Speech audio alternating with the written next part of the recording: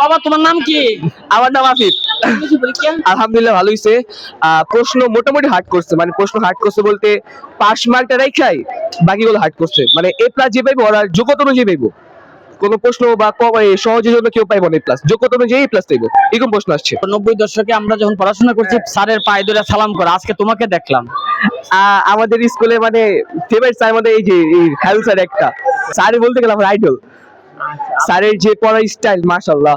কঠিন গেছে বলতে মানে এ প্লাসের জন্য কঠিন অবশ্য, কিন্তু মানে পাশের জন্য ইজি দিস পাশের জন্য। মিলন স্যারে বলবো মানে অনেকে তো বেয়াদবি করে, না বেয়াদবি করবো না, স্যারকে মানে যথাযথ রেসপেক্ট দিতে হবে। মাননীয় মন্ত্রী যা করতেছে আমাদের শিক্ষামন্ত্রী আমাদের তো দেশের জন্যই করতেছে, এমন তো না তার স্বার্থে, আমাদের দেশের জন্য, আমাদের জনগণের জন্য, যা কারণে আমার দেশের উন্নতি হবে। খায়রুল স্যার তো ভালোই, খায়রুল স্যারের জন্য মিলন স্যার তো নকলের হবে না। কি তোমরা কেমন আছো? ঠিক মতো লেখাপড়া করো তো?